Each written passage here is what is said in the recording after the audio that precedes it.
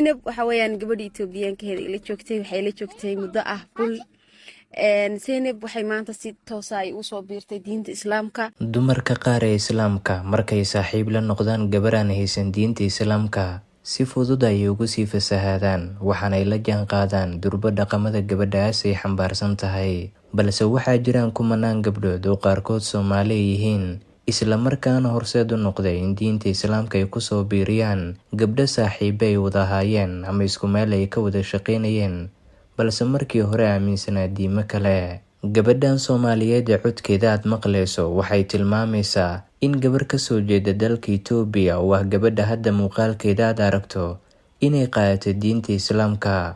Horey waxay u aaminsaneyd diimo kale oo waxba aan ka jirin, waxaase markii dambe ay ogaatay in diinta saxda ee dunidan ka jirta ay tahay midda Islaamka. Waxaana gabadhan Soomaaliyeed ay waqti ku bixisay sida gabadhan ay ugu sharxi lahayd qiimaha diinteena ay leedahay. Ugu dambeyn waxay gabadhii Itoobiyaanka ahayd ay ku qanacday qaadashada diinta Islaamka iyadoon cidna aan ku qasbin. Hadda waxa kuu muuqanaya waa gabadhii Itoobiyaanka ahayd oo durba muuqaalkeedii uu isbedelay, aadna u dhoola cadaynaysa. Waxay dareemaysaa deganaan iyo sidoo kale farxad ka duwan noloshii hore ay ugu jirtay. Gabadha ku dadaashay Zainab ee waqtiga gelisay maantana marxaladan u bedeshay alla ka sokow waxaa la yiraahdaa habboon, waana gabar shaqaysatay ajar fara badan oo maanta ay dheer tahay dumarka qaar. Waxaa laga yaabaa gabdhaha Soomaaliyeed qaarkood markay saaxiib la noqdaan gabdho kale oo ajaanib ah ama qaarkood aan haysan diinta Islaamka in si fudud gabdhahaas ay ku fasahaadaan oo hayaan raac ay u noqdaan gabdhihii kale. Laakiinse waxaa jira gabdho Soomaaliyeed oo qaarkood aqliga saaxiib uu yahay diintuna ay ku dheer tahay isla markaana xilli kasta dareemaya qiimaha diinta ay leedahay iyo sidoo kale marka saaxiib ay la noqdaan gabdho ajaanib ah oo aan haysan diinta Islaamka in si fudud ay ugu sharxaan qiimaha ay leedahay diinta Islaamka. Hadda gabadhan ku muuqanaysa waxay dareemaysaa farxad badan maadaama ay qaadatay diinta Islaamka.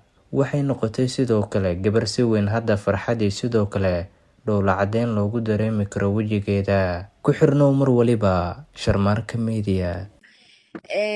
In badan aan kala hadlaan ku horisay inay diinta Islaamka ku soo biir farxad gooniyo ii tahay. Maanta ay tahay maalin ciida, maalin Carafa ah, inay isku kaayo beegmeen Zainab inay maanta laga bilaabo ay tahay gabar muslimada.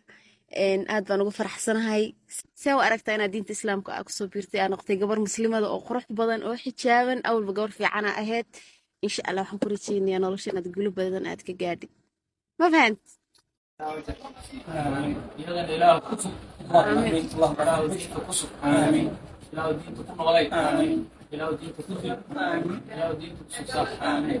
أنا يا قدام بالله. آمين.